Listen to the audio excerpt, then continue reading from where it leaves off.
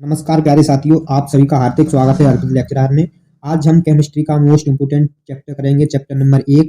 इसका नाम है ठोस अवस्था। ठीक है, इसके हम शॉर्ट क्वेश्चन आंसर करेंगे जो बोर्ड परीक्षा में बहुत ही इंपोर्टेंट होते हैं। तो सवाल नंबर 1 है हमारा। सवाल नंबर 1 है, ठोस कठोर क्यों होते हैं? ठोस कठोर क्यों होते हैं? तो इसका उत्तर है कि ठोस कठोर होते हैं क्योंकि इनकी अवयवी कण अत्यंत निविड़ संकुल होते हैं। इनमें से स्थानांतरित गति नहीं होती है तथा ये केवल अपनी माध्य माध्य स्थिति के चारों ओर कंपन करते हैं। ठीक है, अब हम देखते हैं सवाल नंबर 2। सवाल नंबर 2 है हमारा कि ठोस का आयतन निश्चित क्यों होता है? जो ठोस होता है उसका आयतन क्यों निश्चित होता है? तो इसका उत्तर है, ठोस के अवयवी कणों की स्थित नियत होती है। ठीक है, क्या होती है? स्थित नियत होती है तथा वे गति के लिए स्वतंत्र नहीं होते हैं, इसके लिए इनका आयतन निश्चित होता है। अब हम देखते हैं सवाल नंबर 3। सवाल नंबर 3 है हमारा, निम्नलिखित अक्रिस्टलीय तथा क्रिस्टलीय ठोसों के वर्गीकृत कीजिए। पॉलीयूरेथिन, न्यूथैलीन, बेंजीन अम्ल, teflon, potassium nitrate, cellophane, polyvinyl chloride, रेस कांच तांबा। ठीक है, तो इसमें जो हमारा क्रिस्टलीय कौन से और ठोस क्रिस्टलीय ठोस कौन सा, क्रिस्टलीय ठोस कौन से, इसे हमको क्या करना है, मतलब छांटना है। तो देखो, जो क्रिस्टलीय छोटे हमारे क्रिस्टलीय ठोस होते हैं उसमें ये आ जाते हैं हमारे। ठीक है, पॉलीयूरेथिन, फैन, फिलान, सेलोफेन, ठीक है, पॉलीवाइनिल क्लोराइड, रेसे तथा कांच। ठीक है, ये आ जाते हैं। और जो हमारा ये है क्रिस्टलीय ठोस, इसमें ये आ जाता है हमारा नेफेथलीन, बेंजाइक अम्ल, पोटेशियम नाइट्रेट तांबा। ठीक है, अब हम देखते हैं सवाल नंबर 4 को। सवाल नंबर 4 है हमारा, कांच के अतिशीतित द्रव क्यों माना जाता है? जो कांच होता है उसको अतिशीतित द्रव क्यों माना जाता है? तो क्योंकि इसका उत्तर देखते हैं, क्योंकि यह ठोस द्रव के कुछ गुण प्रदर्शित करता है। द्रवों के समान इसमें प्रवाहित होने का गुण होता है, इसलिए अत्यंत गुण पुरानी इमारतों के कांच को देखा जा सकता है जो तली पर कुछ मोटा होता है। यह केवल तभी संभव होता है जबकि यह अत्यंत मंद गति के द्रवों के समान प्रभावित हो। ठीक है, अब हम देखते हैं सवाल नंबर 5 को। सवाल नंबर 5 है हमारा, एक ठोस के अपवर्तनांक का मान सभी दिशाओं में समान प्रक्षेपित इस ठोस की प्रगति पर टिप्पणी कीजिए। क्या यह विदलन गुण प्रदर्शित करेगा? इसका उत्तर होगा, क्योंकि ठोस के अपवर्तनांक का मान सभी दिशाओं में समान है। ठीक है, अतः यह समदेशित प्रकृति का है, अतः यह अक्रिस्टलीय ठोस है। यह स्वच्छ विदलन गुण प्रदर्शन नहीं करेगा। ठीक है, अब देखते हैं सवाल नंबर 6 को।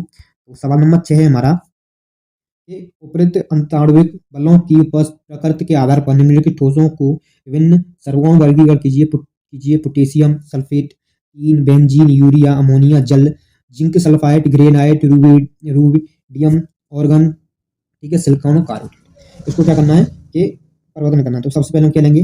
सबसे लेंगे पोटेशियम, फिर उसके बाद लेंगे आयनिक टीन, ठीक है, फिर उसके बाद लेंगे धात्विक बेंजीन, आणविक जिसे हम अध्रुवी बोलते हैं। ठीक है, इसके बाद आणविक में क्या हो जाएगा हमारा? यूरिया। जो आणविक में अमोनिया भी होता है। ठीक है, फिर आणविक जिसे हम बोलते हैं क्या? हाइड्रो अवंधित। ठीक है, इसमें क्या होता है? जल होता है। फिर आणविक लेंगे, आणविक में क्या होता है हमारा? हाइड्रो अवंधित। जिंक सल्फाइड में आयनिक ग्रेफाइट संयोजी। ठीक है, ये आपका ये होता है। ठीक है, संयोजी नेटवर्क। अब देखते हैं सवाल नंबर 7। तो सवाल नंबर 7 है हमारा, ठोस ए अत्यंत कठोर तथा ठोस एवं गलित अवस्थाओं में विद्युत रोधी है और अत्यंत उच्च दाब पर पिघलता है। यह किस प्रकार का ठोस है? यह किस प्रकार का ठोस है? तो इसका उत्तर होगा संयोजी अथवा नेटवर्क ठोस, जैसे SiC।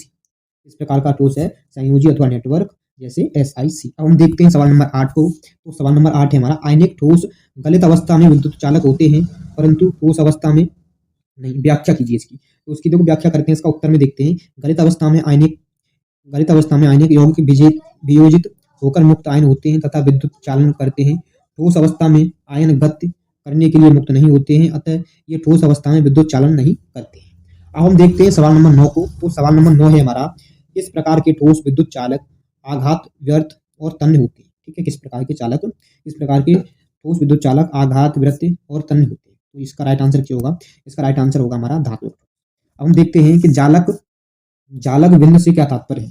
जालक बिंद से क्या तात्पर्य है? तो प्रत्येक जालक बिंद ठोस के लिए एक अवयवी कणों को प्रदर्शित करता है। अवयवी कण परमाणु, अणु या आयन हो सकते हैं। किसी विशेष क्रिस्टलीय ठोस की आकृति के लिए जालक बिंद उत्तरदायी होते हैं। कैसे होते हैं? जालक बिंद उत्तरदायी होते हैं। हम देखते हैं सवाल नंबर 11 को। सवाल नंबर 11 है हमारा, एकक कोष्ठिका को अभिलक्षित करने के लिए पैरामीटर का नाम बताइए। जो एकक कोष्ठिका है उसको अभिलक्षित करने पैरामीटर का नाम बताइए। तो ऑप्शन उत्तर में पॉइंट नंबर 1 लिखेंगे, जो हमारी एकक कोष्ठिका की विमाएं, ठीक है, उसको हम ABC, ठीक है, परस्पर लंबवत होती हैं अथवा नहीं। ठीक है, समझ में नहीं आया? देखो मैं समझा रहा हूँ। एकक कोष्टक की कोरों की विमाएं, देखो एक कोष्टक होता है, कौन सा, एकक कोष्टक होगा, उसकी चारों विमाएं कैसी होंगी, ए कॉमा बी कॉमा सी, ठीक है, परस्पर कैसी होंगी, लंबवत होंगी, ठीक है, फिर अथवा नहीं, मतलब नहीं भी हो सकती है। आओ देख नंबर कौन देते हैं, कोरों के मध्य कोण, ठीक है, अल्फा बीटा गामा, ये क्या होगा हमारा, अल्फा बीटा गामा। अब हम देखते हैं सवाल नंबर 12 को, तो सवाल नंबर 12 है हमारा कि निम्नलिखित में विभेदन कीजिए, यानी विभेद कीजिए। तो कोष्ठकोणी कोष्ठकोणी और एकांतांश का कोष्टक, ठीक है, एक नंबर में तो ये हो गया हमारा। 2 नंबर में हो जाएगा फलक केंद्रक एवं अत्य केंद्रक कोष्ट का एकक कोष्ट का। तो जो हमारा है देखो 1 नंबर में क्या है कि षष्ठकोणी, ठीक है, षष्ठकोणी एकक कोष्टक में, षष्ठकोणी एकक कोष्टक में क्या होता है, ए बराबर बी, ठीक है, बी के समानुपाती सी होगा, अल्फा बराबर बीटा, इसका मान होगा 90 डिग्री, ठीक है, तो बराबर यानी गामा बराबर कितना होगा हमारा 120, ठीक है, तो ये इसका होगा। देखो ये देखो सॉल्यूशन तो करा नहीं सकता हूँ, लेकिन आप इसको अपने हिसाब से समझ लेना, अगर नहीं समझ आया तो फिर मैं दोबारा से बता दूंगा, ठीक है, तो ये एग्जाम में नहीं आएगा। देखो इसका दूसरा का है फलक केंद्रित एवं अत्यंत केंद्रित एकक कोष्ट का, तो इसका आंसर होगा कि एफएफसी में अवयवी कण सभी 8 कोनों एवं सभी 6 फलकों के केंद्र पर उपस्थित होते हैं, अतः केंद्रित एकक कोष्टक में अवयवी कणों सभी 8 कोनों पर विपरीत फलकों के केंद्र पर उपस्थित होते हैं, ठीक है, कैसे होते हैं, ये उपस्थित होते हैं। अब हम देखते हैं सवाल नंबर 13। सवाल नंबर 13 स्पष्ट कीजिए कि एक घनी एकक कोष्टका को, एकक कोष्टका की एक कोने और क्या हो सकते हैं, ऑप्शन बी, ऑप्शन नंबर 2 होगा हमारा, अंत केंद्र पर उपस्थित परमाणु का कितना भाग समकक्ष कोष्टक में संविभाजित होगा। तो जो हमारा एक है ना, कोनों और के आगे हम क्या लगाएंगे, देखो इसका आंसर होगा 1 नंबर का, पॉइंट नंबर 1 का, कि कोनों पर उपस्थित परमाणु 8 एकक कोष्टकों में संविभाजित होते हैं, ठीक है, अतः एक एकक कोष्टका के लिए इसका योगदान 1/8 होता है। नंबर 2 की बात करते हैं, नंबर 2 में होता है अतः केंद्र पर उपस्थित परमाणु किसी भी एक अन्य कोष्टका द्वारा सहवियोजन नहीं होता है, सहविभाजित नहीं होता है।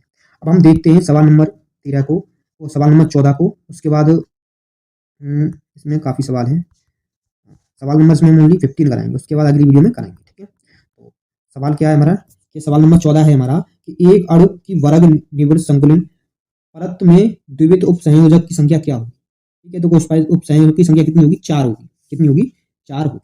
अब सवाल नंबर 15 है हमारा, एक यौगिक कोष्ठी के निविड़ संकुलन में इसके 0.5 मोल की रिक्तियों की संख्या कितनी होगी, उनमें से कितनी रिक्तियां चतुष्फलकी होगी, ठीक है। तो देखो इसको मैं समझाता हूँ आपको। देखो सबसे पहले क्या करेंगे, इसको हल करना पड़ेगा। तो सबसे पहले हमें यौगिक में 0.5 मोल की संख्या निकालनी पड़ेगी, तो 0.5 मोल की संख्या निकालेंगे तो उसका मान कितना आएगा, इतना आएगा, ठीक है, निकालने का। अष्टफलकी, ठीक है, उसकी संख्या निकालेंगे तो उसका भी मान कितना आएगा, इतना ही आएगा, ठीक है, जो इसका मान है वो इतना ही, ठीक है। अब हम निकालेंगे किसका, चतुष्फलकी रिक्तियों की संख्या का मान, तो इसमें करेंगे 2 गुणा संकुलन परमाणुओं की संख्या, इसमें तो उसमें कर देंगे 2 इंटू जो हमने ये मान निकाला था ये वाला, ठीक है, इसका मान निकाला, तो यहाँ पर इसका कर देंगे मल्टीप्लाई, ठीक है। उसके बाद जो हमारा मान आया था कुल रिक्तियों की संख्या को हम ऐड कर देंगे, मतलब निकालने के बाद हमारा मान कितना आ जाएगा, इतना आ जाएगा, ठीक है। एक बार आप सॉल्व करो इसको, ठीक है, समझ में नहीं आया होगा आपको, इसको सॉल्व करो, उसके बाद में बताता हूँ। तो वीडियो कैसी लगी, वीडियो अच्छी लगी तो वीडियो को शेयर करें। जय हिंद, जय भारत।